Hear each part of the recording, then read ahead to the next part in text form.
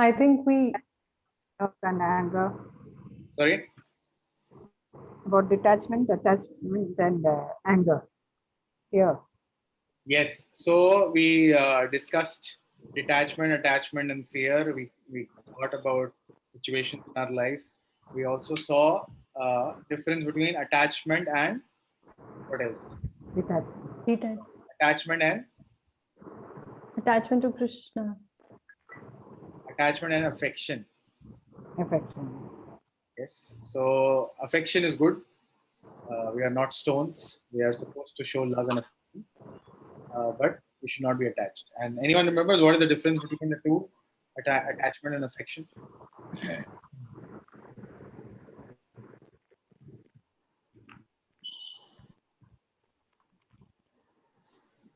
Attachment means you can't do without it. Affection, as you mentioned, that we need to care. Affection. Not able to let go.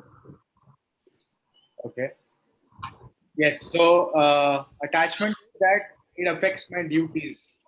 It affects my service. It affects my sadhana. I'm so attached that I am not able to perform the other things. And actually, that's why when somebody dies in the family, right, or those relatives, there is a period called Sutak. People have heard of this? Yes. You know why there is? What is Sutak and why there is Sutak? What is Sutak? Sutak is a period where if there is a death in the family, you are not supposed to go to temple or do any. Morning time. Morning. Yeah. So do you know why? And there is different periods for different people.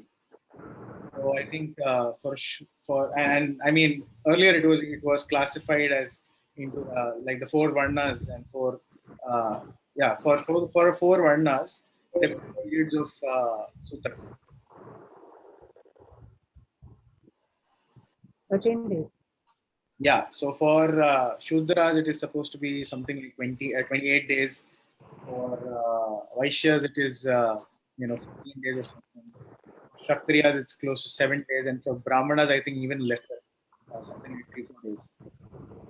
Anyone understands why there is Sutak?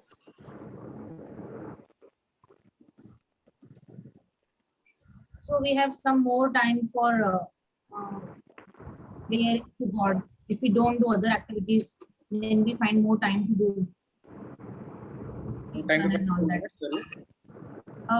Like in this period of Sutak, like if we don't do the other material activities and all that, we get more time to praise the Lord and do kirtan and all that. If there is a death in the family, people are asked not to do worship of the Lord at home. Okay, not to. Because the soul is still soul is still around us, the one who's left the body, something like that. You can chant, but you're not recommended to do deity worship or something like that. So the reason for that is that people consider it as someone else is saying something. Anyone wants to add to this? I heard some voice. Any other views on this? Yeah, one may not be able to concentrate and pray to God when we are in grief. That's perfect. So, doing deity worship, right? It is really elaborate. There are so many things to it.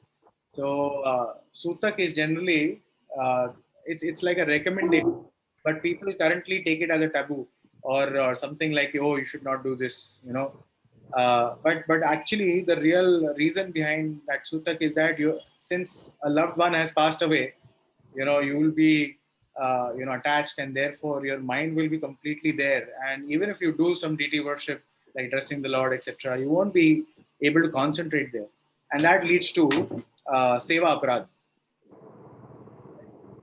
So to avoid that, there is this period of Sutak where the immediate relatives are kind of advised not to do deity worship, etc.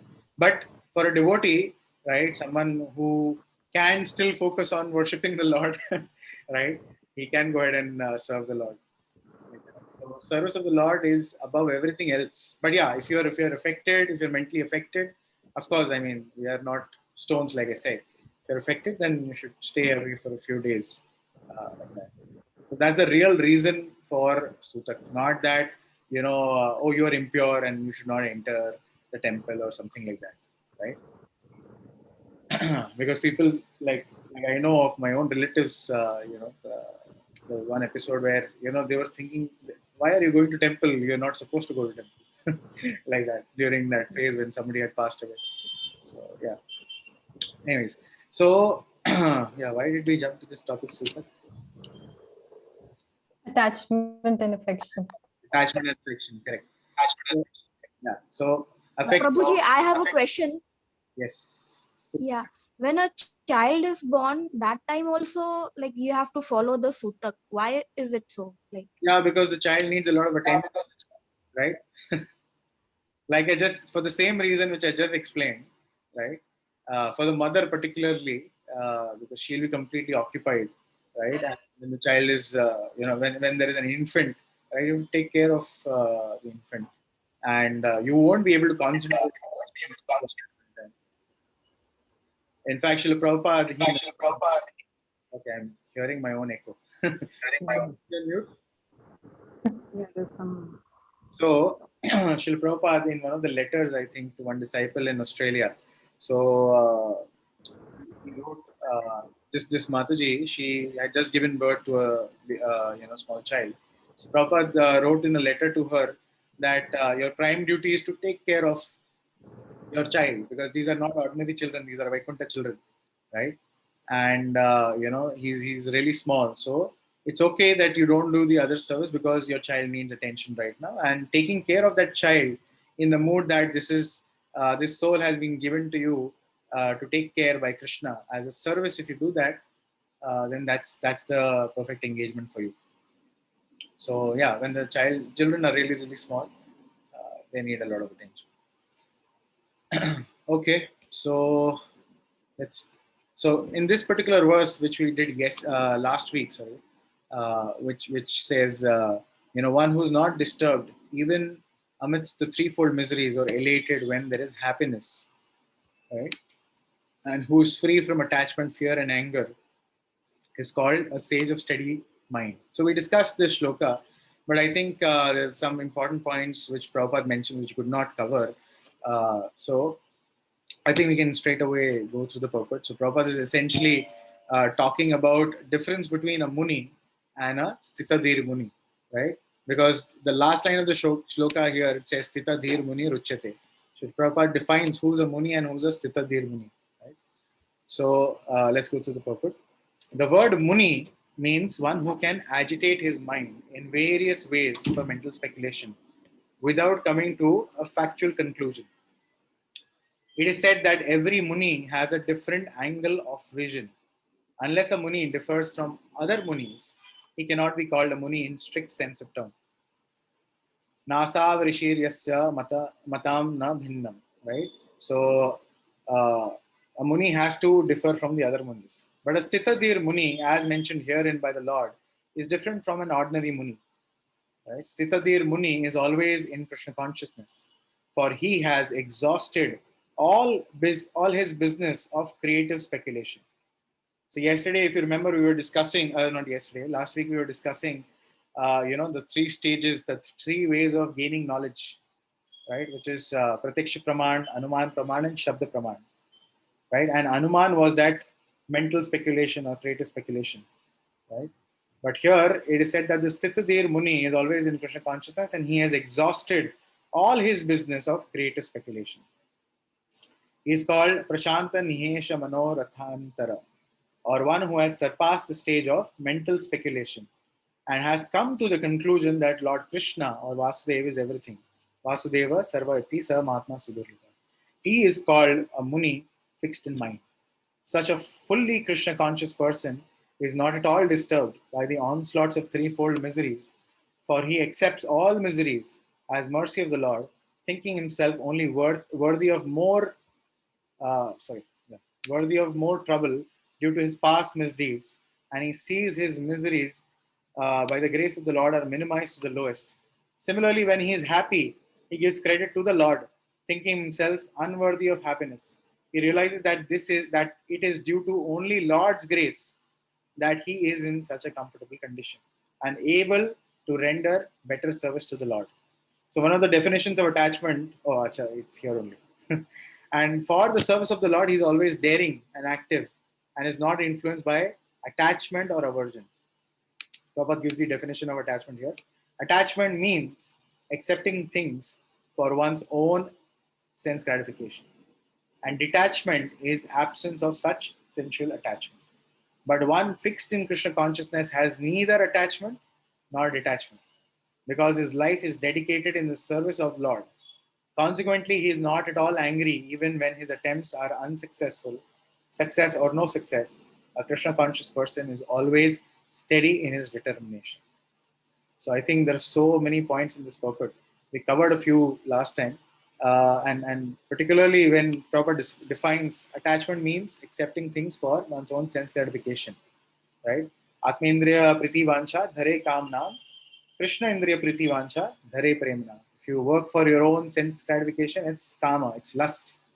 If you work for Krishna's sense gratification, it is prema, it's love. Right? That's the difference. So because of personal attachment and sense gratification to sense gratification, we are unable to let go, right? And therefore it affects our services, it affects our sadhana, everything. But one in fixed in Krishna consciousness, he is neither attached or nor detached. What does this mean? So are we supposed to be not detached? Yagya, you're on mute if you're saying something. So we are attached to Krishna, which means we are neither attached nor detached to things in the material world. So people sometimes think that, it happens to a lot of devotees also. Especially, there was few examples of some devotees who were about to leave their body, and suddenly they're detected with some critical illness, and it's a big shift. It's a heavy purification, of course. And there were a few cases of devotees. So this was actually related to us by one of my Bhakti Shastri teachers, Janmashtami Prabhu. He was describing how there was this one devotee who was leaving his body in Mayapur, and this devotee was a book distributor all throughout his life. And suddenly when he understood that he will be leaving in few days, he kind of started renouncing things, right? So not eating, not wanting to even drink water, right? Not wanting to look at his wife and children, etc.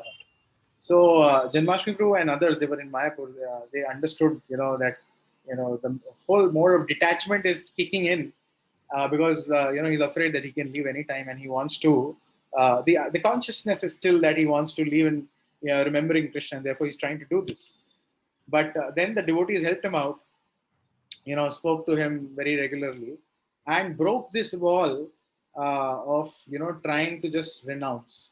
So our process is not just detachment. Our process is actually attachment to Krishna. So as and when we attach more and more to Krishna, automatically, naturally, we detach to other things. And that is coming up in the further shlokas, right? As and when we attach more and more. So it's detachment. Of course, we have to give up things which are, not favorable for Krishna consciousness, right? Again, Krishna is in the center, right? And therefore, whatever is, pushing me away from Krishna, I renounce it. That immediate detachment is great, right? And whatever will bring me closer to Krishna, let me accept that. Right? So it's not that neti. It's not like giving up everything. Whatever is favorable for me, I accept it immediately. Use it in service of Krishna. Therefore, this line, right? He's always active and daring, not influenced by attachment and aversion, right? And but one fixed in Krishna consciousness is neither attached nor detached. His life is dedicated in service of the Lord. What does this mean? That whatever he comes across, right? Instead of just renouncing, he thinks, how can I use this in service of Krishna? If it's usable in service of Krishna, I'll use it. Not that I'll falsely renounce it. Right? And consequently, he's not at all angry, even when his attempts are unsuccessful. So even if a devotee tries and uses something in service of Krishna or makes a plan to serve Krishna in a very nice way, sometimes, these attempts are unsuccessful. but he's not disturbed. Success or no success, a Krishna conscious person is always steady in his determination. A great example of this is Sri Narad Muni, and he is actually one of the great examples of Sthita Dhir Muni. He's a Muni, we call him Muni, right? But he is not like any other ordinary Muni, he's Narad Muni, right? He's a Sthita Dhir Muni. So, Narad Muni in the previous life, when he was, son of a Shudrani, right? And, the Bhakti Vedantists, they had come during the 4 months of rainy season, and Narad Muni, along with his mother, was serving these great sages. And Narad Muni, these great devotees, and Narad Muni got the, privilege of actually taking the remnants of these devotees. And by that, naturally the love for Krishna sprouted in his heart. And, he completely became mad after Krishna. So much so that he wanted to leave and he wanted to, just go in search for Krishna.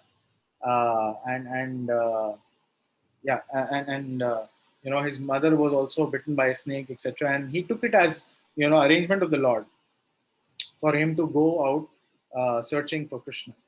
And, then he actually had darshan of Krishna when he was very, very young, actually. He had darshan of Krishna, and seeing Krishna, all his senses were overwhelmed. He fainted, right? But our senses have limited capacity. We cannot behold the Lord, right? So all the senses are like, it's like a flood which is breaking the dam, right? So the dam of our senses are broken completely, and we cannot take it more. We faint, right? So Narad Muni fainted again and again, and he was so overwhelmed by the darshan of the Lord. But then he disappeared. The Lord disappeared, and it was told to him that in this life you won't be able to see me anymore, right? And he was quite young. And then Narad Muni, without complaining, he lived his entire life traveling from one place to the other, constantly doing his sadhana, even with more and more vigor. He did not think, I did so much, I got darshan of the Lord also, but then I won't be able to see in this life, no matter how hard I try. He did not give up, right? So success or no success, a Krishna conscious person is always steady in his determination. He got success, but after which he also got the information he's not going to be able to see the Lord.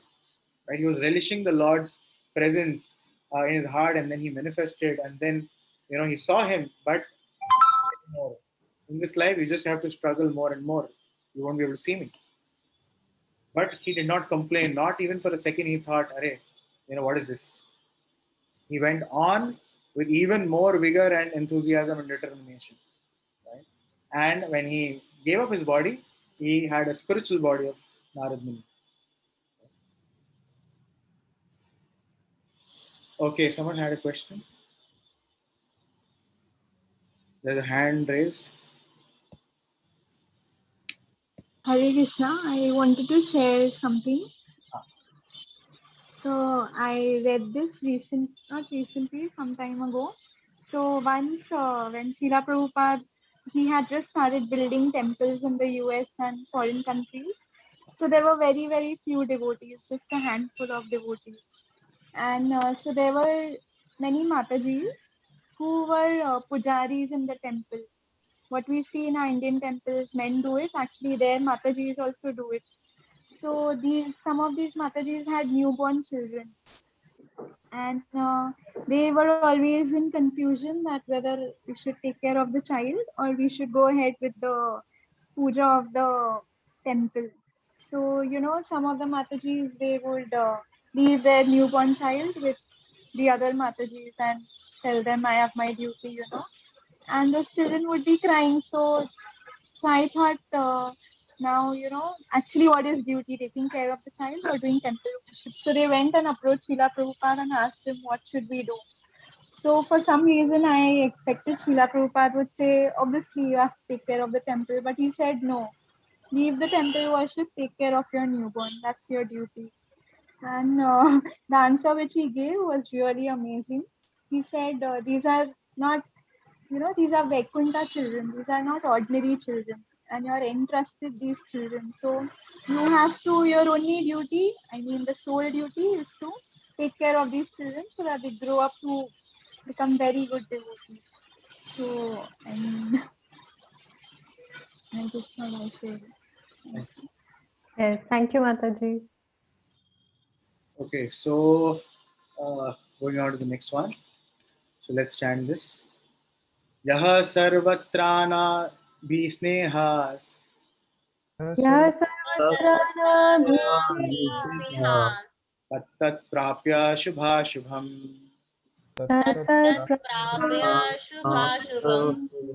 Subham nabhinandati na dveshti Abhinandati tasya Devti pratishtita. Tasya Tasya Prajna Anyone Ya who read the Tashtata Hey, Prabhuji. yes, please. In the material world, one who is unaffected by whatever good or evil he may obtain neither praising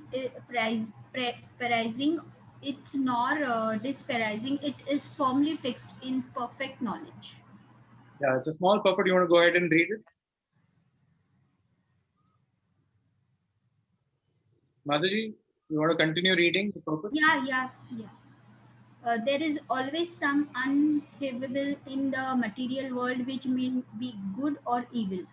One who is not aggregated by such material upheavals, who is unaffected by good and evil, is to be understood to be fixed in Krishna consciousness. As long as one in the material world, there is always a possibility of good and evil, because this world is full of duality. But one who is fixed in Krishna consciousness is not affected by the good and evil, because he is simply concerned with Krishna, who is all good, absolute. Such consciousness is Krishna situates one in a perfect transcendental position called technically samadhi. Yeah. So, material world is labeled by the Lord as Dukhala Mishashvata, right? So, one can expect, there to be miseries, evil, etc., some good as well, right? So, one who's unaffected by whatever good or evil he may obtain, neither praising it nor despising it. So, not that when we are, in a very, very comfortable position, we, be proud of it or, praise it so much. Oh, see, I'm in such a nice position. I'm so wealthy, etc. Not despising it, right? Not that we curse our, stars every time that, in what terrible situation I am, like that. Or sometimes people blame the Lord also, right? So, not doing any of these two things, and is firmly fixed in perfect knowledge. So, if someone is Krishna conscious, he understands that like there is sukha, like there is happiness, like similarly there is dukkha, right? So as and Prahlad Maharaj, I think in teachings of Prahlad Maharaj, it is described just like unhappiness or miseries come uninvited, right? Nobody wants them. It comes uninvited, right? As per your karma. Similarly, even sukha or happiness will also come similarly. One need not, endeavor extraneously for that, right? And in fact, we were, I think, reading that shloka last time, that the minute you start endeavoring for happiness, that is the time where your misery starts, right? Till such time you don't endeavor extraneously for, becoming happy. Till that time you're happy. The minute you start putting extra efforts for being happy, that is the time where misery starts. So a Krishna conscious person is not affected, right? People love to watch news, television and news particularly, right? Oh, this is so going so bad. And that is the topic of discussion, right? Arey, vaccination ka ye ho gaya, there's so much scam going on. And they're just making themselves more and more morose, right? Because that is the input. If news is your input all the time, right, you cannot expect a good output, right? You cannot expect to have good consciousness. So one must understand, right? There's definitely a lot of evil around, but if you only talk about evil or discuss that, your consciousness will be completely filled with fear, attachment, and what was the third thing? It was fear, attachment, and which Sloka? Anger. Anger. Yes. You'll be angry. Arey, what is this politician doing? Right? You'll be attached. Arey, I should safeguard my family. Right? And fear. Arey, bahar niklenge, corona ho jayega. Right? The news, they hype it so much. Right? So, not that I'm saying we should not take precautions. Take precautions, but we need not hear it again and again all the time and live in fear constantly. Right? Anything else anyone wants to add here? Prabhuji, you want to add something?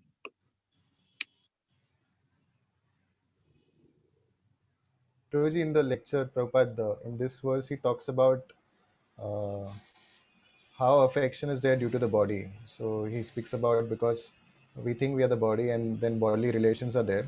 Therefore, there is affection. So he gives the example that in a foreign country, if you happen to meet an Indian, then automatically you immediately relate to that person and you start talking to him and you feel, oh, you're Indian. Where are you from? And then maybe it happens to be the same village or the same town or whatever. So immediately that connection is there because of the bodily relationship. And Prabhupada gives the other example of a man, and there are so many women, but for him, his wife is like uh, different from all the other women. So immediately that connection is there.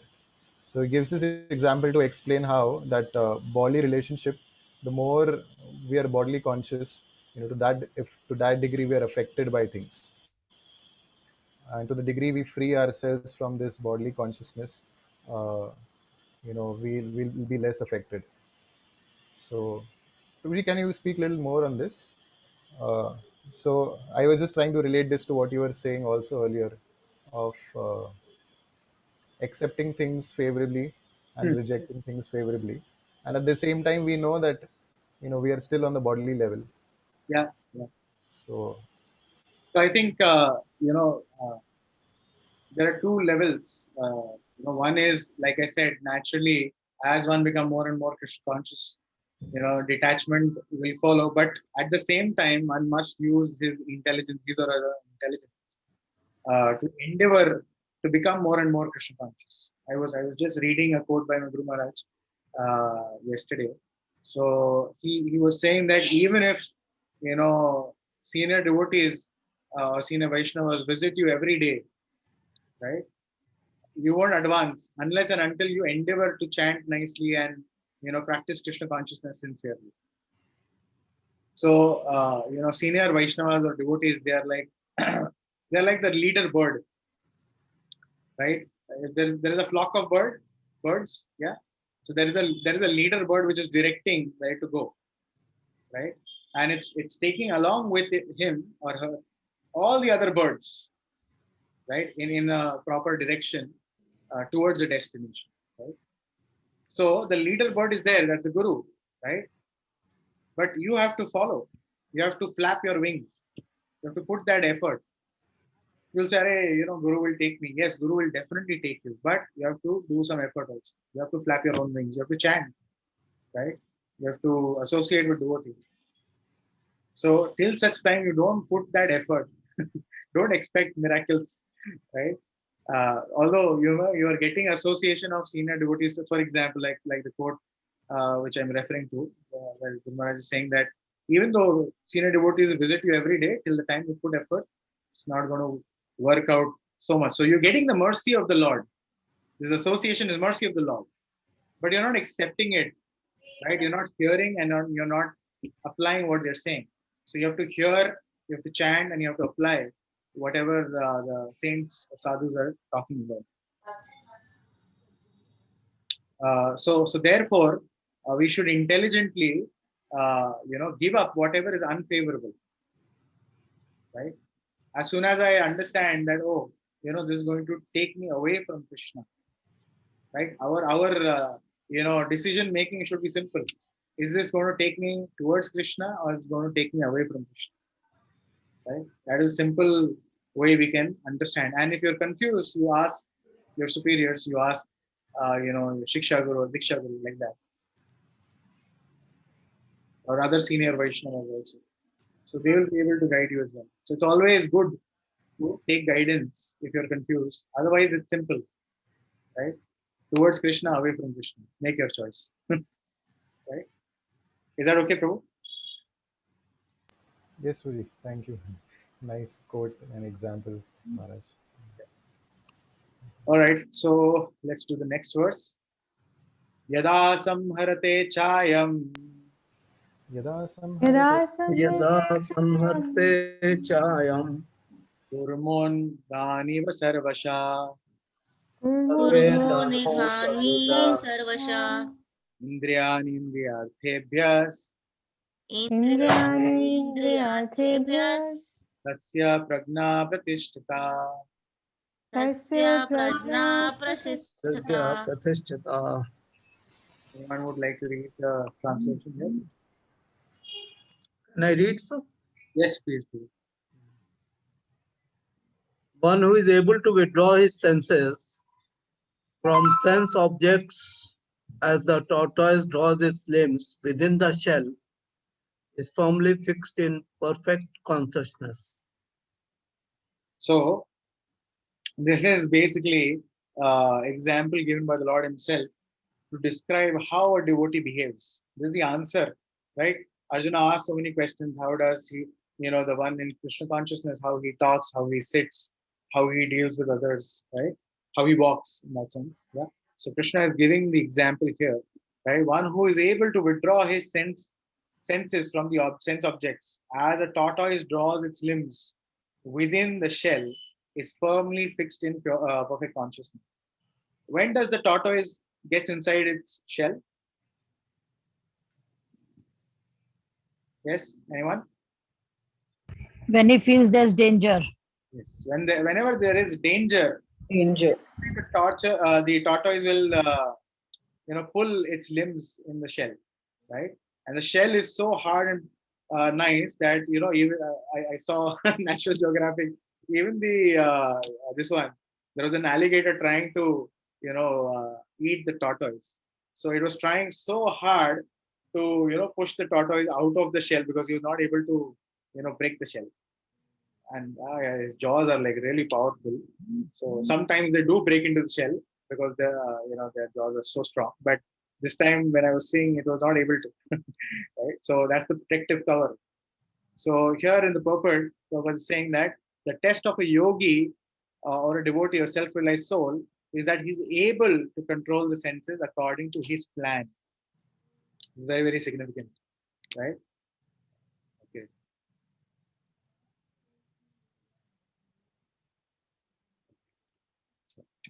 Yeah. So, sorry. The test of a yogi or a self-realized soul is that he's able to control his senses according to his plan.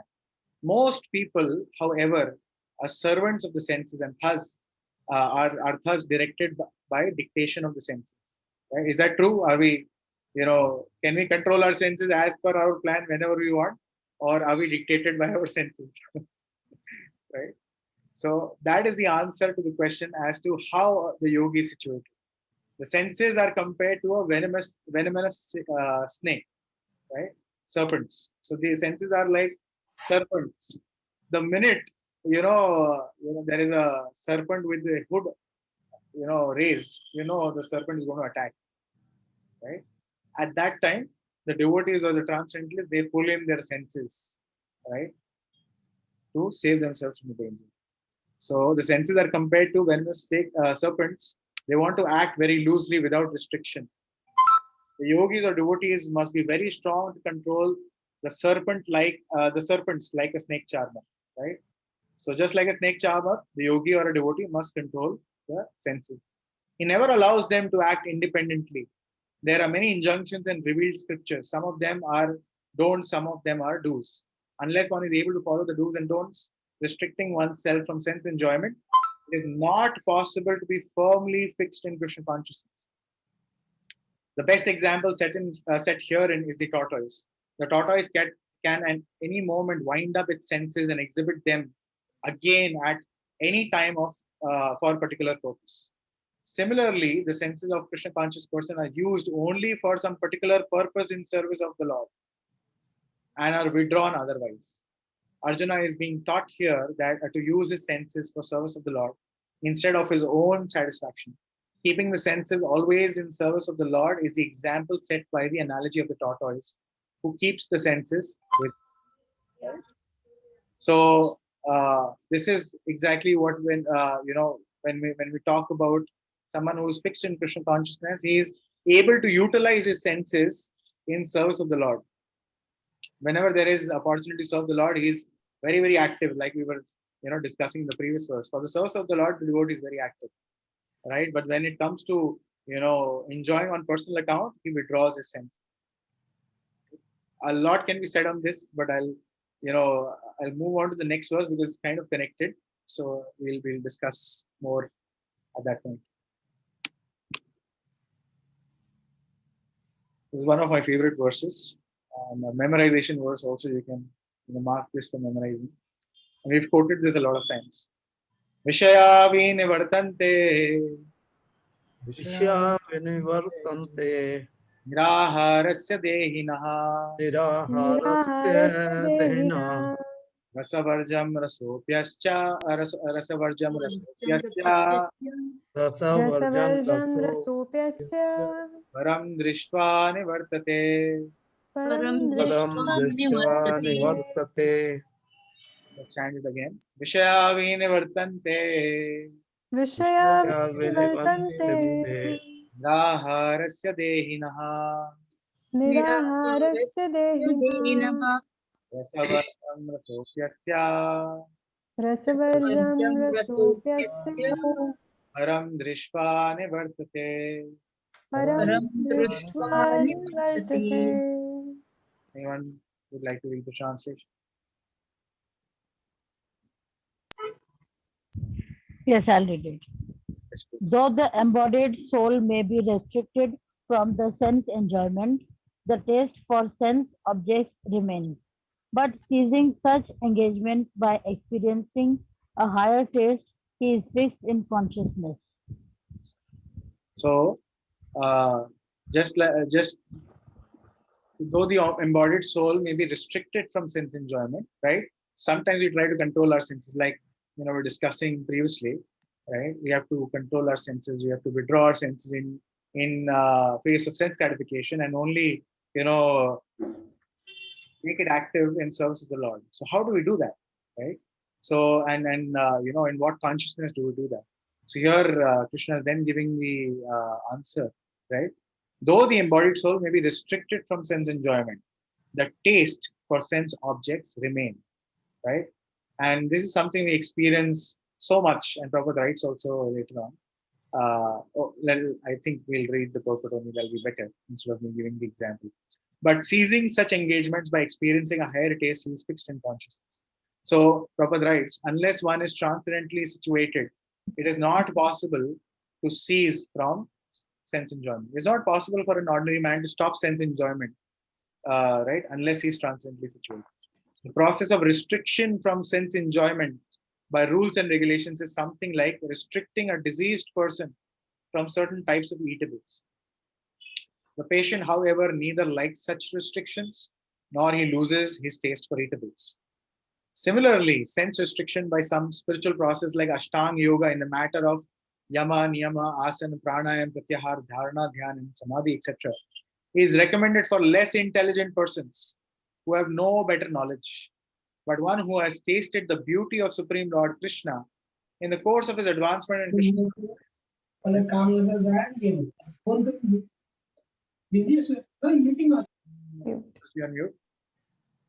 But one who has tasted the beauty of Supreme Lord Krishna in the course of his advancement in Krishna consciousness no longer has a taste for dead material things.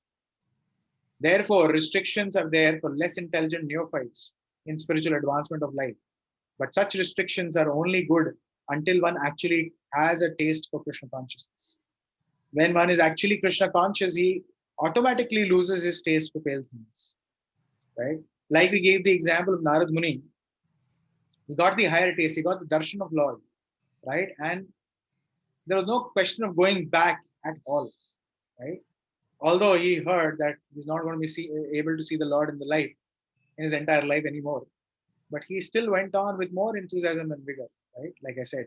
Similarly, there's a good example So there was this person in South India, and it was very peculiar that this man, he liked a lady. He was very beautiful lady in the town, and he really liked her, right? So what he would do is that, and South India, everyone knows, it gets really hot, etc. It's a very sunny place. So he would hold an umbrella, and the lady is right like this and walking, and this man will be facing the lady with an umbrella, held out, so that there's no sunshine, etc., or his vision is not blocked, and he would walk backwards, so that his eyes are fixed on the beauty of the lady. And everyone would look at him and laugh and wonder what sort of person this is. Right?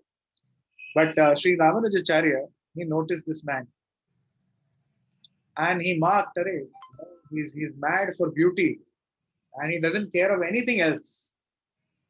Right? He's not caring about anything, any other situation, his surroundings. He's oblivious, and he's completely absorbed in the beauty of this woman, and he is walking reverse with the umbrella in his hand.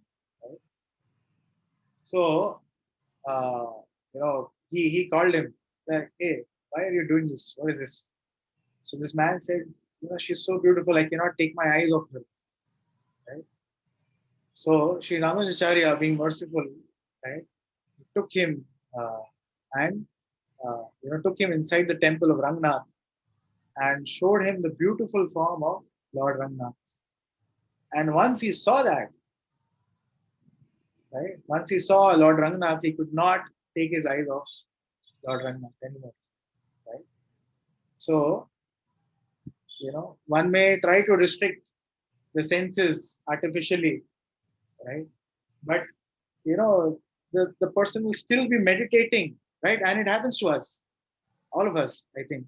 At least myself, I can talk with, right? So we may try to control.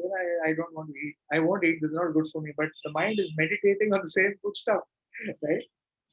So artificially trying to restrict, it's very difficult, and there's every chance of falling back. And that's what even the Ashtanga Yoga process, there is yama, niyama, asana, etc. in the beginning. It's very rigid and difficult, right?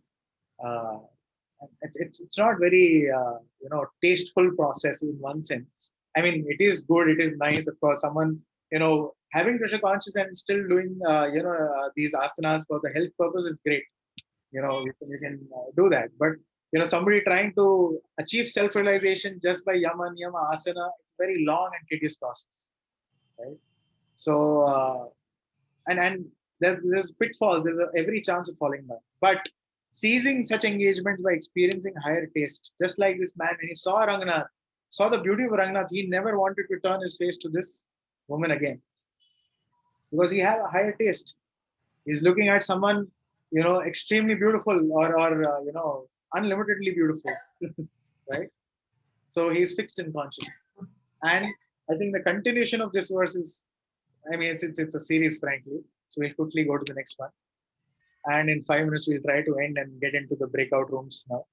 So, yeah. Yatato hi api kaunteya. Yatato kaunteya. Purushasya vipaschita. Purushasya vipaschita. Indriyani paramatini. Indriyani pranachani. Haranti prasambhamana. Haranti prasambhamana. Please read the translation, someone. Yes, I am reading. The senses are so strong and impetuous, O Arjun, that they forcibly carry away the mind even of a man of discrimination who is endeavoring to control them. Yes. So the senses are really powerful. They're so strong and impetuous, O Arjuna, that they forcibly carry away even the mind of even a man who's of discrimination, who's endeavoring to control them. So this happens to people who are trying to control the mind, or who are trying for even self-realization, for example, it happens to them always, all the time, right? It's not that it's only you whose mind is disturbed, right? Everyone's mind is disturbed, and more so for someone who's trying to control it also, right? So I think there are some, very interesting examples also. So there are many learned sages, philosophers, and transcendentals who try to conquer the senses, but in spite of their endeavors, they fall victim. And the example of Vishwamitra Muni is given here. So Vishwamitra Muni, he was actually a Kshatriya, and he went to he once was traveling in the jungle, and he came across the ashram of Vashishta Muni, and Vashishta Muni had a Kamadhenu cow, who just by desiring would give anything. So in order to receive the king, etc., and to serve the entire army and the party who was there in jungle for hunting, Vashishta Muni begged the cow, or in front of the cow, to deliver everything. So there was a nice palatial arrangement quickly made by the Kamdhenu cow. Everything was arranged so beautifully, almost like they're in the palace, and they're enjoying the hospitality with such nice foodstuffs, etc. Whatever Vashishta Muni would ask this Kamdhenu cow, it would fulfill. So looking at that, Vishwamitra thought, oh, only if I had this cow. And he tried to steal the cow, and the cow started crying, Vashishta Muni, please help, please help. So Vashishta Muni said, oh, you're so capable. You can easily, just by your desire, fight these people off. So the cow, being empowered by the words of Vashishta Muni, this is what Guru does, empowers, right? Being empowered by the words of Vashishta Muni, immediately produced, demons who fought off the entire army of, Vishwamitra. And then Vishwamitra thought, oh, what is the power of Vashishta Muni? He's so tejasvi and, so powerful. So, even I should become a Brahmana like him and, earn these powers, etc. So he went on to do some very, very severe penances and tapasya, and 60,000 years, he was trying to, do this meditation, dhyana. And Indrasan was, shaking, and Indra realized, oh, somebody is trying to become Indra here. So let me send Menka, right? And, Menka came, and we all know the story. So, his tapasya was bhang, and, he was so angry. And of course, because of that, there was a child also between, Vashishta Muni and Menka. Not that, they had an intercourse or something, but just by looking at Menka, he kind of discharged semen, and the girl child was born, etc., like that. So he failed. All his tapabala was gone. He tried one more time. Again, he practiced so many thousand years, right? And then Indra again sent, I think next time he sent Urvashi or someone. I don't remember the name of the episode he sent. And, this time Vishwamitra thought, I am, no matter what they do, I'm not going to be falling for that. I won't open my eyes. Right? But, because Kama or lust there in the eyes. So I won't open my eyes. Right? So he was like tightly closing his eyes. And then, what this Apsara did, started insulting the yogi. Right? And so he got angry. And he cursed. So again, his tapabal went because he got angry. Right? So like this, after spending so many thousands of years, he failed twice. And then he, surrendered to Vashishta Muni. Please tell me, how to go about doing this. And then Vashishta Muni instructed Vishwamitra Muni in devotion, in the science of bhakti. With the strength of bhakti, he was able to do his tapasya very, very nicely, right? And became so perfect that, Lord Ramchandra became the disciple of Vishwamitra Muni. And here also, I think there is an example, two examples rather, of Yamunacharya, who says, since my mind has been engaged in service of the lotus feet of Krishna, I've been enjoying an ever new transcendental humor. Whenever I think of sex life with a woman, my face turns from it. I spit at the thought. Very interesting. So even though you may be at a very advanced stage, or even though, someone may be very old, still these thoughts, they are like, flowing rivers. They come and they go, right? So even such thoughts come. It's not that, these thoughts don't come, but it is our choice what thought we meditate on. Thinking, feeling, willing, right? It is our choice. Not that when you become very, spiritually advanced, as long as you're living in the material world, you're exposed to, the outside environment. It's natural to have, such thoughts coming in at certain points in time. But it's our choice what to meditate on, right? So Yamunacharya is saying, whenever such a thought comes, because I've been enjoying the service of the lotus feet of Krishna, my face turns away and I spit at that thought. So distasteful, because I'm already experiencing such higher tastes. It's like, bringing a very big garbage can in front of you. Obviously, you'll turn your face and spit at it. Right? It's like that. So Krishna consciousness is such a transcendently nice thing that automatically material enjoyment becomes distasteful. It is as if a hungry man had satisfied his hunger by sufficient quantity of nutritious eatables. Maharaj Amrisha also conquered a great yogi, Durvasa Muni, simply because his mind was engaged in Krishna consciousness. Savai mana Krishna padar vindayor vacham sivaikunta gunar nivam. And we'll hear about the example of Amrish Maharaj in the next verse. Sorry, it's a series. I'm excited to complete it. Please bear with me. Tani sarvani samyamya. Tani sarvani Samyamya. samyamya. Yukta asita matpara. Yukta asita matpara. Vashehi yasyendriyani.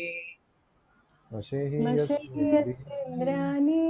Tasya prajna pratishtita.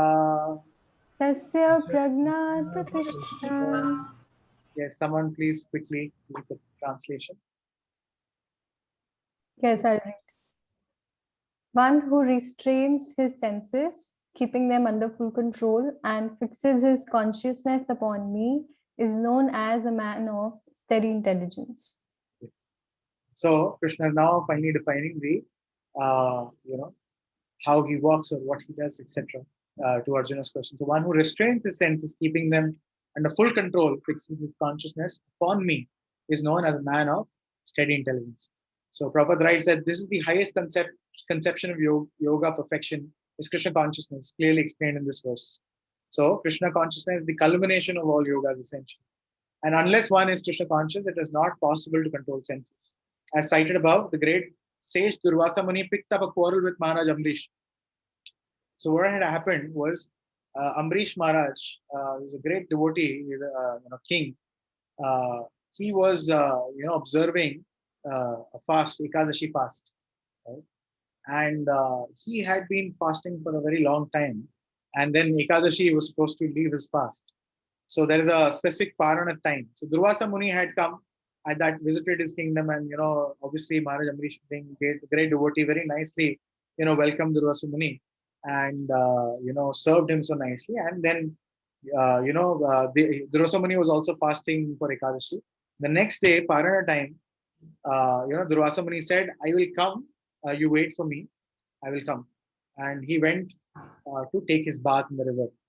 So the Paran time is very, very specific, and in that time you should break the fast. Otherwise, you continue the fast like that till the next Ekadashi. Or so Durvasa Muni, he came. He took some more time, and Amrish Maharaj, since he was fasting since a very long time, even not just one day, but even a very long time. So he had certain he was doing a yajna also. So he was consulting, what should I do? The Paran time is about to get over. He was consulting some other Brahmanas also. So the Brahmanas described that, fine, you can take water. And Durvasa Muni was without water all this while. So they said that you can take water. So Ekadashi won't be broken if you take water, but you will still be able to break the fast in the Paran time since you were fasting without water. Like that. So like that, they gave him a solution. And Amrish Maharaj agreed, and he sipped water to break his fast. Not that he drank water to satisfy himself, but he sipped water a little to break his fast and honor the Parana time. At the same time, wait for Durvasa Muni. But immediately Durvasa Muni came. He realized, oh, Amrish Maharaj broke his fast without me, and Durvasa Muni is famous for his anger. So immediately, he decided to punish the king, and he created a demon to kill Amrish Maharaj. But as soon as he did that, Sudarshan has standing instructions from the Lord that anyone who does Vaishnava Aparad should finish him off, right? That is a standing instruction to Sudarshan Chakra. So as soon as the demon was created and he was about to approach Amrish Maharaj to kill him, Sudarshan appeared, chopped off the demon's head, and now started following Durvasa Muni. And Durvasa Muni was running all around, the three worlds, all around the universe. He was running, and Sudarshan Chakra was not killing Durvasa Muni, but at a distance it was, burning Durvasa Muni with its heat. And Durvasa Muni went to Brahma, to Shiva, to even Lord Vishnu. Please save me. Aapka chakra hai, please usko roko. Right? But Lord Vishnu said, no. You've offended my devotee. Only he can forgive you, and then Sudarshan can go. So Durvasa Muni came back and fell flat, at the feet of Amrish Maharaj. And Amrish Maharaj, and all this, in this entire episode, 1 year had passed. And Amrish Maharaj had nothing in his heart for Durvasa Muni at all. And he requested Sudarshan, please go back. Please not trouble him. Right? And he was actually waiting for 1 entire year. He had not taken anything, not even a single grain or a drop of water more, apart from that 1 sip of water. He was waiting for Durvasa Muni to break the fast together. Right? So just by simply being absorbed, right, or being fully fixed in Krishna consciousness, he was steady in his intelligence, and his senses were under control. Whereas Durvasa Muni, he exhibited anger immediately upon seeing a small thing. Right? So one can see how he was victorious over a great yogi or a muni, because he was Krishna conscious and his senses were under his control. All right. And Prabhupada describes the word matpara, right? This is matpara, yukta asita matpara, right? So matpara,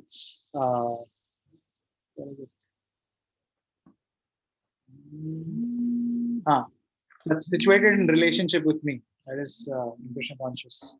So that is matpara. So Prabhupada describes that the word matpara is very significant in this connection. How can one become matpara is described in the life of Amrish Maharaj. So Amrish Maharaj we'll discuss elaborately in the next verse probably. That's the last verse for today.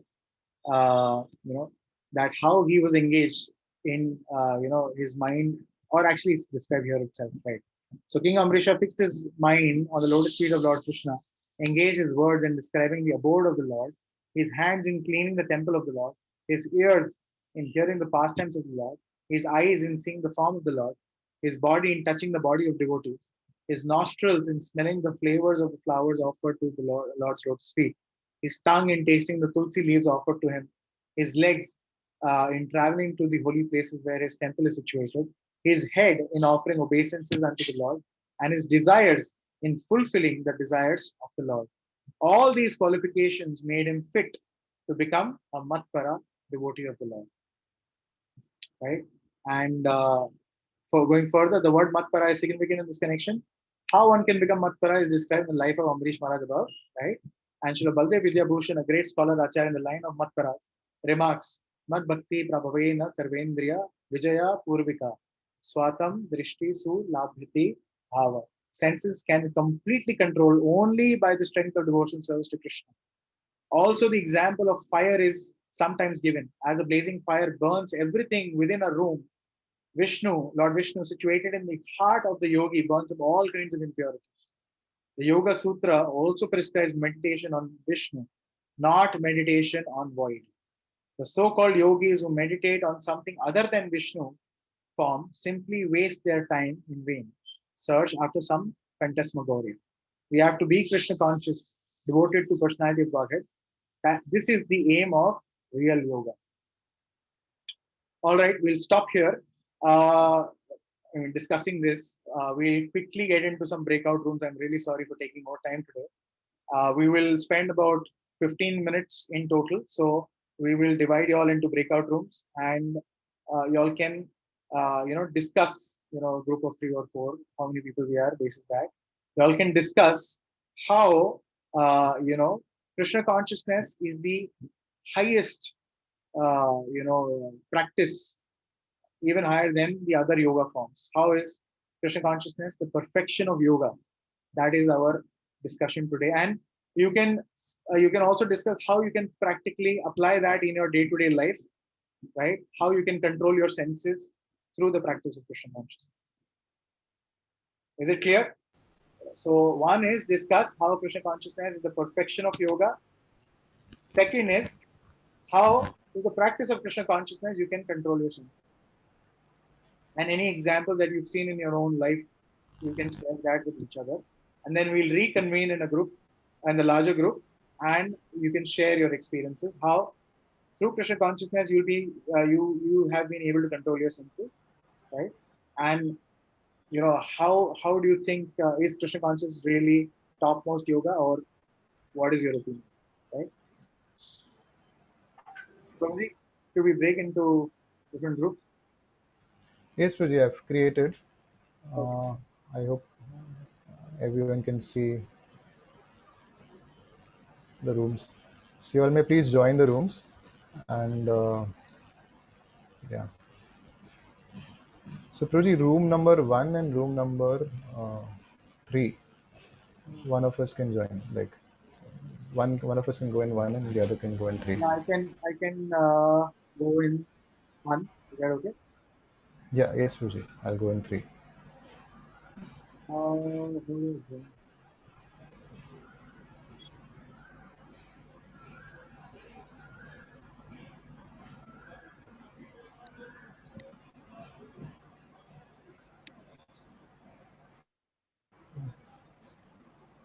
Krishna Garatu, if you can join room 3, you get to join. Even I am struggling with joining the room.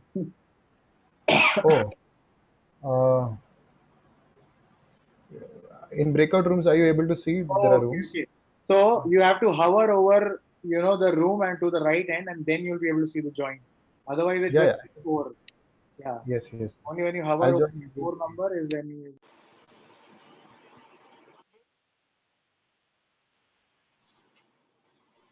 Hare Krishna. Hare Krishna. Hare Krishna. How are you? I am fine, Prabhuji.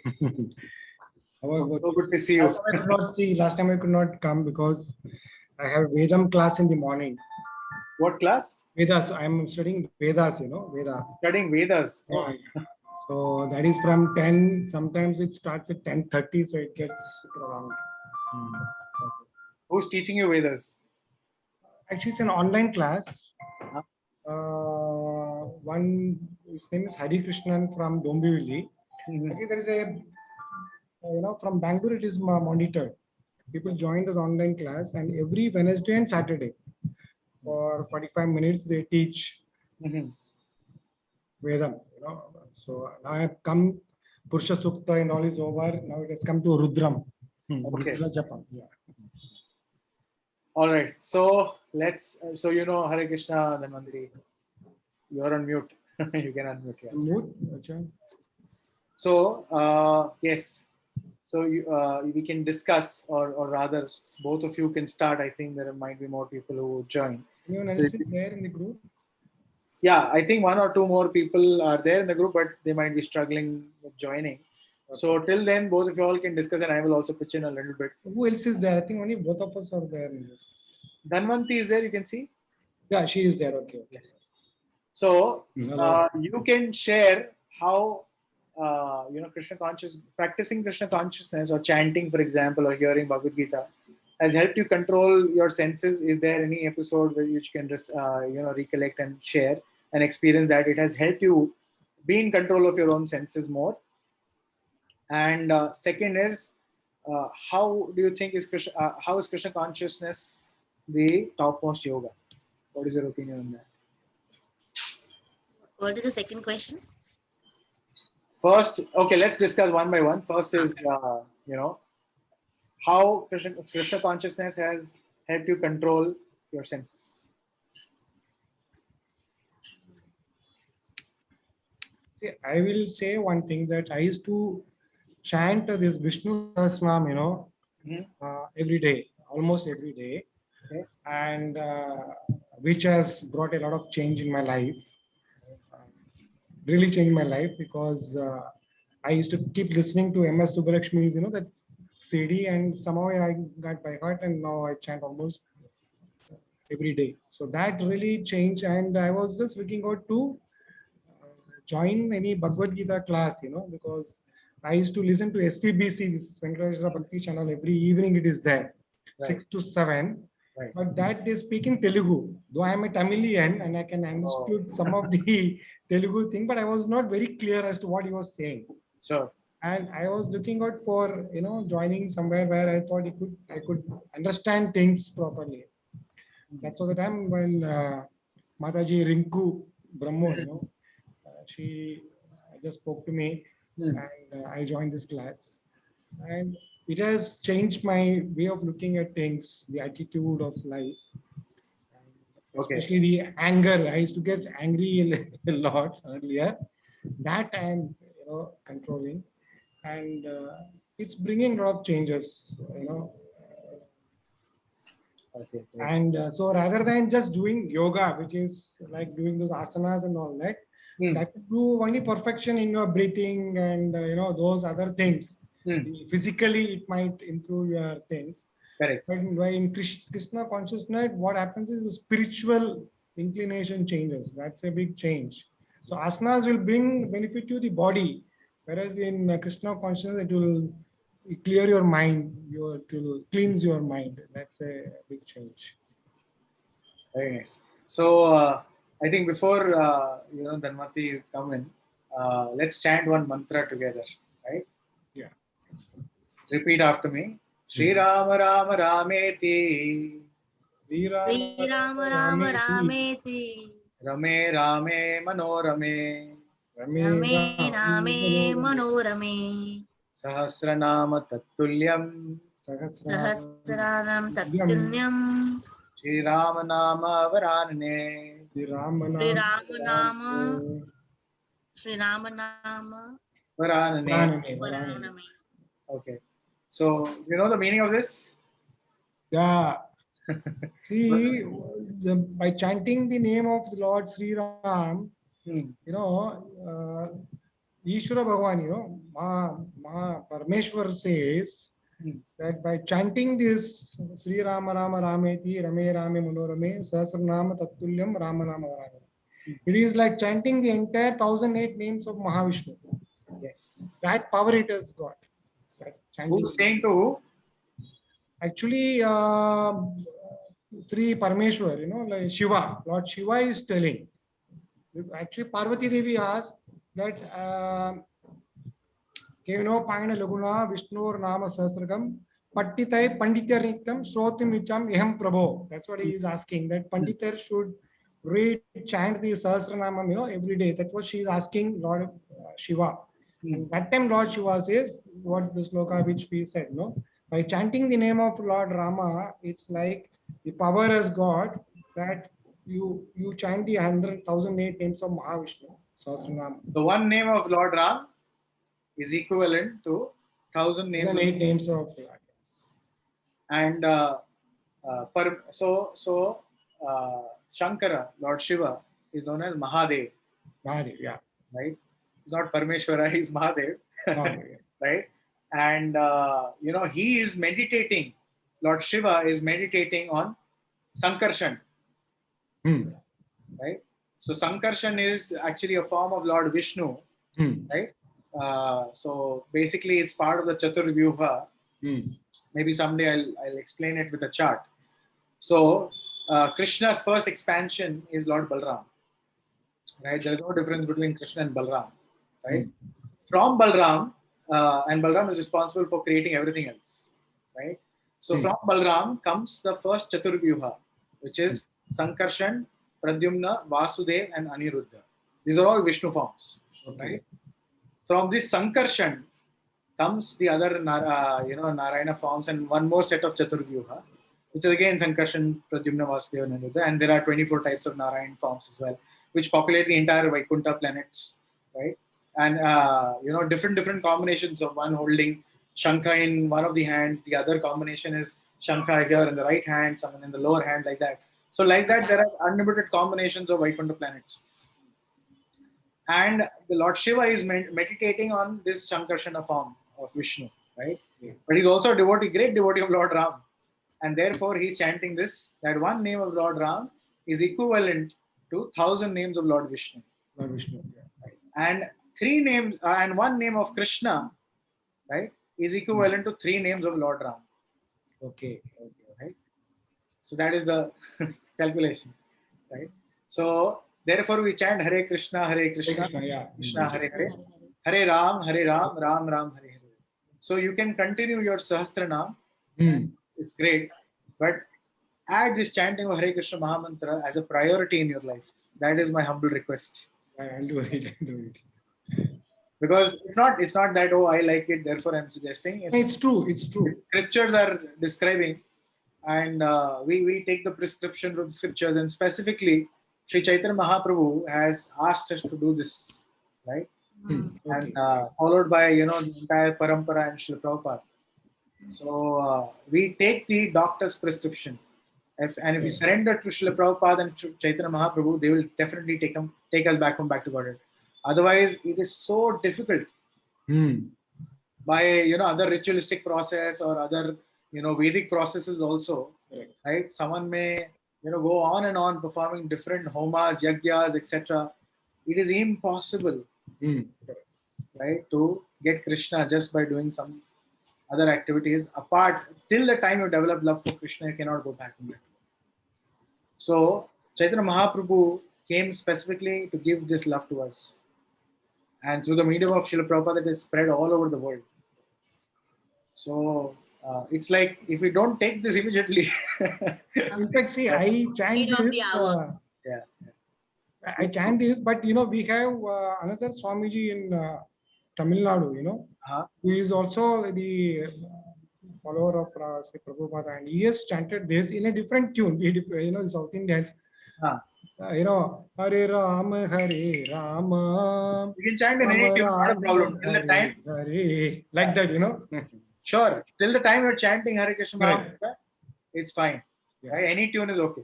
Another thing, Prabhuji, I wanted to tell you. Yes. The effect of Vishnu Sahasranam is so much that our Acharya, in Kanchipuram, Chandrasekhara Bharati Swamigal, the senior pontiff, he had fever, and he told everyone to chant Vishnu Sahasranam, around him. And we have seen this. In fact, one of our own close friends, the partner of my brother, he was admitted with corona, and he was in the hospital, Powai hospital.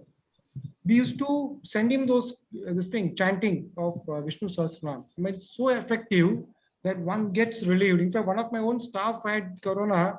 I had sent her that link of MS Subbalakshmi, and she listened to it every day. She has come out of corona. It's very powerful, that Vishnu Sahasranam. You must have also heard of it. It is very, very powerful. And one cannot chant it every day. Then you can, you should also chant this Hare Krishna mantra, Mahamantra, which is very good. Yeah. So I will, next class, just remind me, I will discuss Shikshashtakam. Please remind me, both of you all, anyone who remembers, please remind me. We can discuss Shikshashtakam. Right? Shikshashtakam are the 8 verses given by Sri Chaitanya Mahaprabhu. Sri Chaitanya Mahaprabhu is Radha and Krishna himself, right? So the highest spiritual planet Goloka, they reside, right? And the only 8 verses, Chaitanya Mahaprabhu did not leave any teachings apart from these 8 verses, right? He trained his disciples, and they have written volumes of books, right? Volumes of books, right? There's Sanatan Goswami, there is Rupa Goswami wrote Bhakti Rasamrita Sindhu, right? Bhakti Shikshashtakam, so not Shikshashtakam, sorry, Nectar of Instruction. There's so many others. I mean, I'm remembering the English names, right? Madhurya Kadambini, so many books, Hari Bhakti Vilas, right? Unlimited amount of information and scriptures they've given. Chaitanya Mahaprabhu gave only 8 verses, and he trained his disciples. Those 8 verses hold the essence of from beginning till the very end, till the highest destination. It holds everything. Okay. So we'll discuss that. Please remind me. We'll discuss this next time. Right? Yes, Dhanvanti. Your experience of controlling your senses by the effect of chanting or hearing Gita classes. So earlier, I'm from a call center background. I have worked as a team manager for 17 years, and that requires to complete the targets, lot of aggression and commanding and demanding. And same role I used to play at home also. Like, I used to not change the role of daughter. I used to play the same role at home also. And when during pandemic, when so much bad things happened to me, I think my inner cry was so loud that Krishna, from medium of Priya and you, told me to read Gita, which I had lost interest long back when I was in 12th grade. So what happens, I'm not saying I'm perfectly fine or improved 100%, but I have seen changes in myself, how I have stopped complaining about my parents not giving me proper childhood, or stop complaining about what I have gone through since my adulthood and childhood. It becomes, I'm become, there's compassion, there's compassion within me, which I can understand now. And I'm not as aggressive the way I was earlier. So there are good changes. The only thing I struggle right now is it is difficult for me to be in the present moment. This is the struggle, because of my relationship and breakup. I either go in the past or I quickly run in the future. So it's the mind, right? That The is mind the will always want to latch on to the past, to the future. And what it does is you lament for your past and you worry about the future. So this, and there is a shloka for this in Bhagavad Gita, by the way, which describes, the juggling between lamentation and fear for the future and lamentation of the past. So how to get rid of fear and lamentation? We'll come to those shlokas also. Right? So I had this book long back, और बहुत बुरा लगता है, दिमक लग गई थी. But जब इतने सालों बाद पड़ी छड़ी ऐसे कि भगवान ने बोला अभी मेरे पास तो वापस आना ही है तुझे. So then I bought this book again, and I'm very lucky that भले 24 घंटा नहीं, Saturday Sunday I am devoted, I am very punctual, and I do this, and I am trying to bring this in everyday life. That's the key. So you have to endeavor. The more you endeavor, the more you will quickly advance. And please keep chanting regularly on a daily basis, right? At least start with one round. That is my humble request. I know if you're already doing more, great. Prabhuji also, at least start with one round of chanting Hare Krishna Maha Mantra, which is just 108 beats, right? It'll practically take you 10 minutes, like we do in the beginning of the class. All right. So should we get back? Yeah. Okay. Thank you. So y'all can leave the room. Leave the room. Thank you, Jesh. Hare Krishna.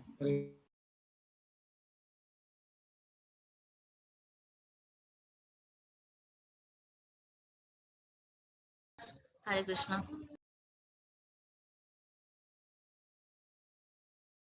You are on mute. Hare Krishna. Bittu. Hare Krishna. Can you unmute yourself, Bittu Mataji?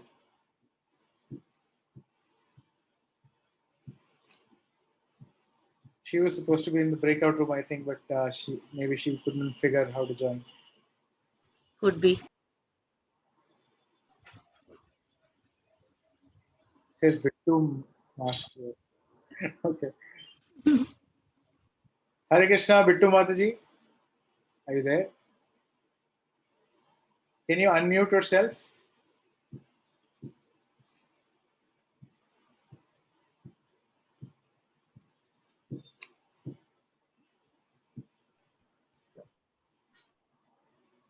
So, okay, till such time other people join, let me quote this Shiksha. Just 1 second. I think once we discussed, I think the earlier class, the Shikshastakam was played, I think. There's one verse which we would have quoted from Shikshastakam, which is very, very famous, Trinada Pisu Nichana. So I'll so there is one particular verse which, when you were saying, I reminded me.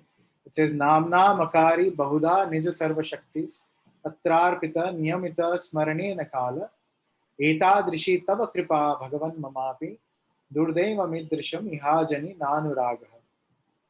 Right? And the third verse follows, right? So, Namna Makari Bahuda Nija Sarva Shakti. Right?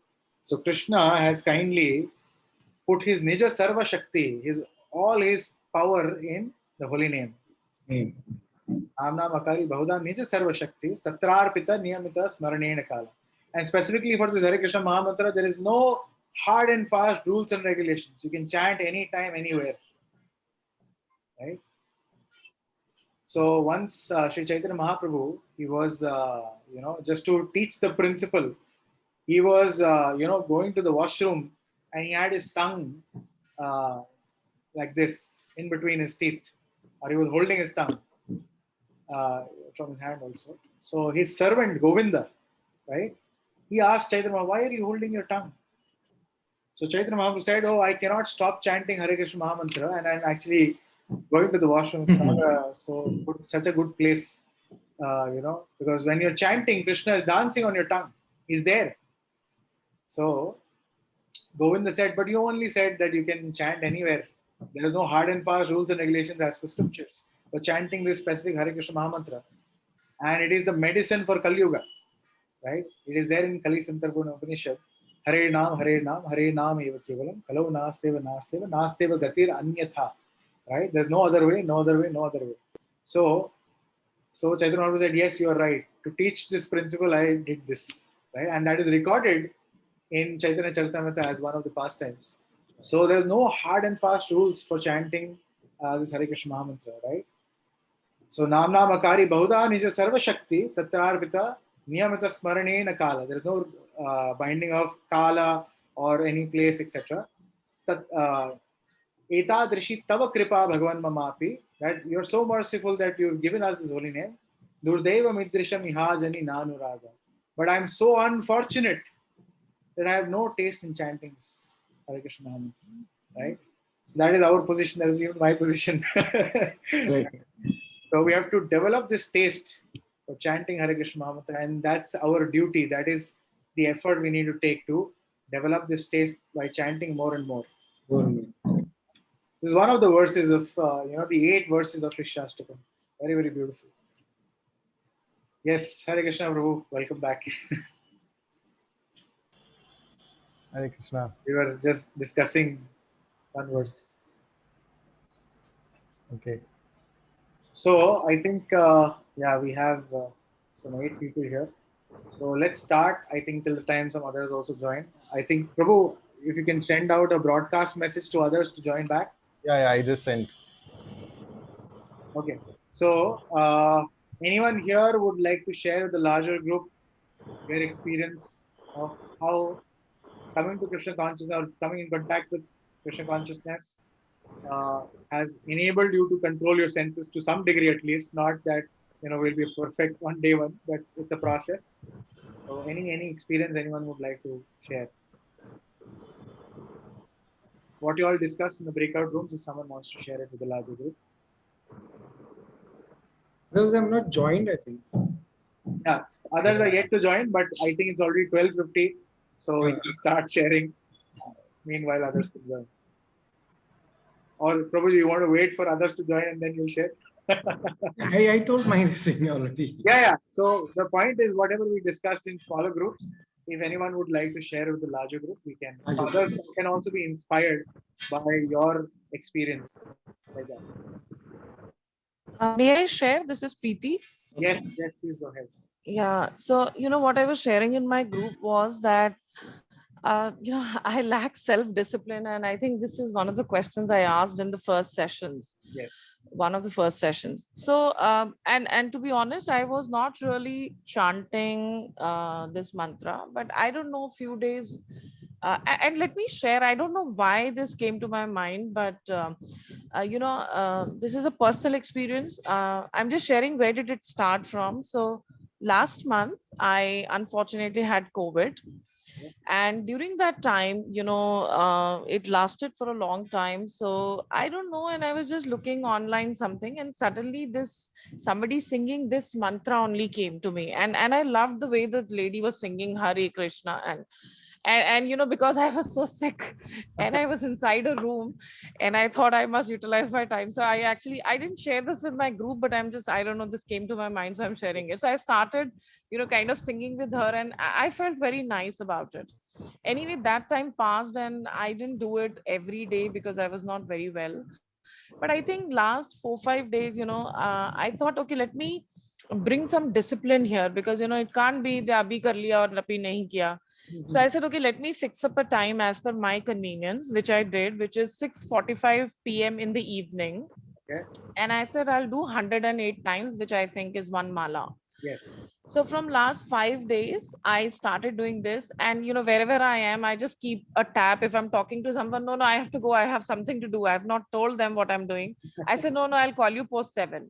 So I think I'm doing that for last 5 days only, 6:45 to 7 p.m. And for the first time, I'm happy about this fact that I'm doing something, and I'm determined to do this every day and keep this as part. And I thought this will help me to discipline myself, that when you have decided to do something, you will do, and this does influence your willpower in other things also. And of course, with an intent to really understand what Krishna consciousness is all about, because I have still not understood it. Theoretically, yes, we've been hearing, and that's why one of my questions to you, that you know, when you say that you should create attachment with Krishna or service to the Lord, I think I need more clarity on these two aspects. And what will uh, what is Krishna consciousness, you know? And I know it's an experiential thing, but if you can, you know, give me some clarity on these things. How do we, and when I am at home, because I may not be able to go to temple and do service there, but when I'm at home on daily basis in my life, how can I serve Lord? Thank you so much. Thank you. I mean, I really appreciate that, you know, you shared this, even though you did not share it in the smaller group, but you're sharing it here. So thank you so much. And I'm so happy to hear that, you know, you've decided with determination to chant at least one round every day. That's really amazing progress. And, you know, it was giving me goosebumps when you were saying this. So thank you for sharing this. And I think, like you rightly said, it's an experiential thing. And I've mentioned this earlier also. The taste of the pudding is in eating, right? So you can do a PhD on a rasgulla, not know what it is, unless and until you eat it. Right? So the fact that you started chanting, that's one of the practical things that you can do. Even hearing, for that matter, is one of the practical things, which kind of leads one to, you know, at least to a point that they can try, right? And once you try, you have more experience. Because I was just explaining to some others here, you were discussing Shikshashtakam. So how, when you chant, it's actually Krishna is there in that name. You know, Krishna has, you know, taken avatar in Kali Yuga in the form of his holy names. So when you chant, you're associating with the Lord directly. And one of the very first practical realizations you'll have is that, you know, you'll find yourself, you know, after a certain period of time. I hope it doesn't happen to you, but yeah, I mean, with a lot of devotees, at least with me, you know, initially we realize, you know, what our shortcomings are. It's like when the lake is very silent and nice, it's calm, right? The water is clear, but then there is a lot of dirt at the bottom. And in order to clean that lake, you'll have to, you know, disturb it and, you know, take out the garbage from the depths of that lake, right? So obviously there'll be a lot of disturbance and a lot of mud will just rise to the top, and you won't see the crystal clear lake earlier that you were seeing, because now you're trying to clean the floor of the lake, right? So that is also one of the realizations with initially people or devotees have, is that they start realizing that, okay, you know, I'm sleepy, I'm not able to concentrate, right? I'm chanting, but I'm lost. You know, 15 minutes, आधा घंटा भी हो गया, I'm still on the same line, right? So all such experiences also surface, because, you know, till such time you're not even realizing how distracted we are. Yeah. How we realize how distracted we are. That's one. And you know, and of course there are many more experiences, many positive experiences also. And when it comes to practical service at home, right? I think last time when you asked this question, we discussed how book distribution is one of the very, very important services, or even, bringing others or telling others about Krishna consciousness, or maybe, even this Bhagavad Gita class, or, just about Bhagavad Gita, or, sending them a copy from Amazon. Why don't you read, etc. Or let's get on a call and read something, right? These are all, these are some examples of services related to preaching. Preaching means telling others, sharing what you have heard, or sharing Krishna consciousness. Like I said, when you're giving a book, you're actually literally giving Krishna to someone. Right? And Prabhupada used to describe these books as time bombs, right? Even though it may not, explode immediately, it'll explode at the right time, right? Somewhere. So there are examples where somebody has bought a book, right? Just because the devotee was very nice and they never wanted to say no. They bought a book, but 10 years later, they pulled it out from the library, read, and it changed their lives. So it can take any amount of time, not a problem, but it's a time bomb you planted. One of the best services you could do. There are other services also. You could, I think, if you're eager, we can probably include you in our. We have a small group related to this group itself. We have a small group, service group, wherein we, and this is an invitation to others also. Anyone. Sorry, what is the group about? I lost you in between. Yeah. So I'm just describing. We have a small service group of 4 or 5 people, where we plan, what all we will be doing in the sessions, what will we be talking about in the breakout rooms, right? Or any particular, discussion point. We also, plan how can we stay in touch with everyone here, and that's something we are kind of formalizing right now, and hopefully, in this week, from this week itself, once in a week we'll try and, the 4 or 5 members will try and get in touch with, different people here. So, we can stay in touch that, even one single call in a week can, inspire someone to, be more in Krishna consciousness, or remind someone of, Krishna. So that is the kind of service also we are trying to plan. And there are many others also, like COVID is going down a little bit right now. The minute, it's kind of open to travel, or open to, at least going to places, we may plan a get together also, maybe in our house or some other place as well. So there are many services associated. I cannot discuss everything right now, but yeah, Right. I just gave you some hint there. And there are services you can do at home also. If you're interested, we can include, and you can get something specific to do each week. It could be something small. It could be just spending half an hour, maybe a week, or something like that. But you can be engaged. Sure. Inclined. Also, worshipping the deities at home. Yeah. Like offering food or flowers or a little water, even that is something we can do at home. Right. So there are a lot of things. It's like I once mentioned, it's like building a relationship, right? The more you hear about the person, right, and you're excited, you want to meet the person, right? And when you meet, or when you interact, right, there has to be some selfless service, right? Either to the person or to someone related to the person. Like I said, right? If you actually serve the child, the father is even more happy, and you can have an easy conversation, right, without any feeling awkward about what to discuss, etc. So like that. So we serve the spiritual master, or Krishna himself, like that, and we can be engaged. All right. Is that okay, Marji? Yeah. Okay. It's already 1 o'clock, but I would still want to give one more person a chance. Someone wants to share quickly their experiences, what they discussed, how Krishna consciousness has helped them to control their senses in particular, or about the realization that the Krishna consciousness is the topmost yoga. Anyone would like to share their experience? But quickly, in 2 minutes. Yes, Prabhuji. Just wanted to bring up what we discussed. Yeah. So I have Sujata Mataji with me and Pallavi Mataji. Yes. And on the first part, like how other yoga systems and how KC is better than other yoga systems, we discussed. We all of us, we agreed to the same point, because even Sujata Mataji, she shared that she had been practicing yoga and it's good for health.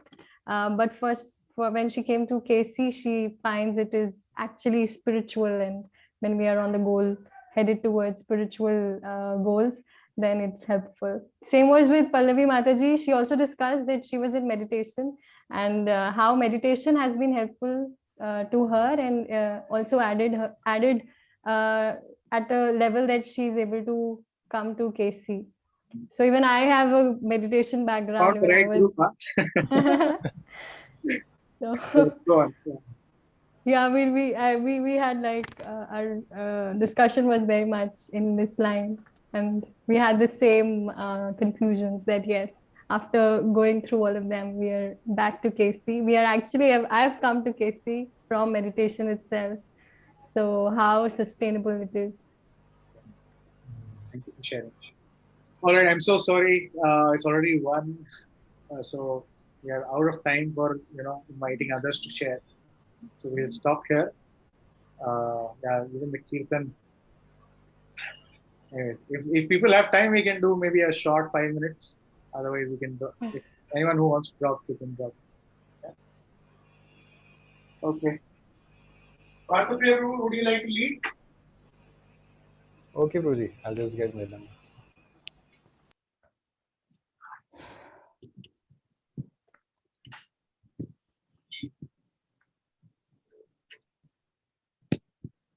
By the way, Yagya, Yes, Prabhuji. I think next time, if you kind of practiced nicely the Damodar Ashtakam tune, you can sing the Hare Krishna next time. Yes, yes. I was thinking to wait for Kartik month. Yeah. But yeah, just practice if you learned it nicely. So Yeah. Yagya is also like talking of services. Yagya is also helping us. There is a children's class where there is very small children. So Harshita, my wife, and Yagya is also teaching there. Even Priya is teaching there. So what we learn, we are trying to share. So if anyone wants to join that, then it's welcome. Yes, Prabhu.